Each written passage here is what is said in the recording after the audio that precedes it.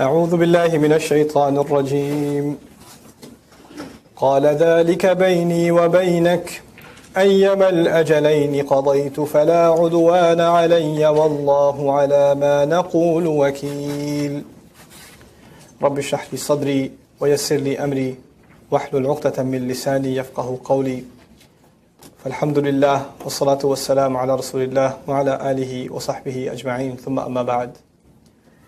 We're on ayah number 29. Actually, no, we're on ayah number 28 of Surah Al-Qasas. So the father has proposed how he wants one of his daughters to marry him, alayhi salam, and also that he should work for him 8 to 10 years, 10 years if he wants. And he's not trying to be hard on him or anything, it's just that's the deal. A couple of things I wanted to mention on that regard. The father, did not come across as desperate. And he didn't just say, you're a pretty good guy, I want to marry my daughter to you. He actually said, yeah, no, my daughters aren't that cheap. You're going to work for me 8 years if you want to marry one of them. And so even though it was good all around for everybody, the way he negotiated it, he put a high value on his daughters. So he doesn't trivialize the matter, because it's supposed to be deemed important. We're not supposed to overprice the mahr, but it should be one that's respectable. It should be one that's respectable. You know, people often quote, oh, the Sahaba, you know, they would accept a date as a mahr, or one Sahabi helped another memorize a surah and that was their mahr. Yeah, but they were also bankrupt. They give everything for the sake of Allah. Okay? You have shoes. You live a normal life. You don't have the desperate situation the Sahaba had. So don't try to quote their economic situation and compare it to yours. Because you don't do anything, they do everything in every other aspect of your life. But when it comes to saving a buck, you start quoting the Sahaba. It doesn't work like that. It has to be decent. It has to be a decent amount. Okay? And also we're learning here that it's, in the case, back then at least, it wasn't a monetary thing necessarily. It was, services, etc. And you would think, oh well, in this case it seems like the father is the beneficiary, not anybody else. But actually, as I mentioned to you, he's helping Musa alayhi salam out. He's hiring him. And hiring is a cost on him. So he's taking care of him. And he's making sure his daughter has a stable livelihood. And all the while. So there's benefits to go around in this really smart decision that this father made. قَالَ ذَلِكَ بَيْنِي وَبَيْنَكَ. He said, that then is done deal between me and yourself. ذَلِكَ بَيْنِي وَبَيْنَكَ. This is, by the way, the only marriage deal mentioned in the Qur'an. This is the only marriage negotiation mentioned in the Qur'an. Okay? And the only one that Allah decided to mention in His wisdom is one between the son on the one hand and the father on the other. The son on the one hand and the father on the other. Okay? At the end of the day, the real negotiation, I know we've made the process formal, and the parents on both sides speak. बच्चों के बारे में बात करते हैं, as though they're children. But if he's ready to get married, that means he's not a child, he is a man, and he needs to be involved in the negotiations. You know how in a lot of Pakistani weddings, I can comment on Pakistani weddings because I've been watching that drama for a long time. Right before the nikah is signed, the two fathers go to the site and get into a fight over mahr. And the groom's all dressed up and bride's dressed up, and they're sitting there like, what's going on over there? They have no idea. That's ridiculous. That's absurd. This is supposed to be agreed upon ahead of time.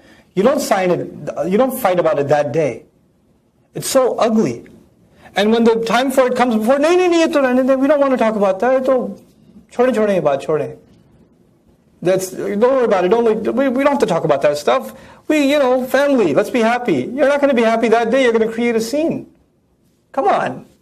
Work it out ahead of time. And of course, the husband has to be involved. Why? Because the husband's the one that's going to pay, man. He's the one that has to say, this is too hard on me. My back is going to break. I can't do this. And then, on the one hand, there is, in certain elements of our community, trivializing mahr. And on the other, oh my God, your mahr is $100,000? What? That is insane. They make money that big? Ridiculous amounts of money. That the guy he just came out of college. He's got like $40,000 in like college loans, and he just got a $45,000 job. which means if he paid every penny he had in college loans, he'd still only have $5,000 left for the year. And now he's got another 50, 60 grand in like mahr to pay. And on top of that, there's the wedding that was another $40,000, $50,000 that he's going to be paid. So you started your life buried in debt. You started your life buried in debt. Well, you know what breaks most marriages? Two things. Extended family and money. Money problems. And when those two come together, inna lillahi wa inna ilayhi raji'un. You know? This happens over and over again. We have to learn from this culture. And you know what happens in our community now when it comes to mahr? Is is it immediate or is it delayed? Well, everybody answers delayed.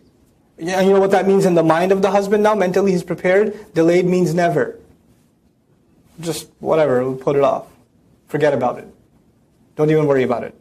And she feels bad asking. And if she asks, he gets all upset like, well, you marry me for money?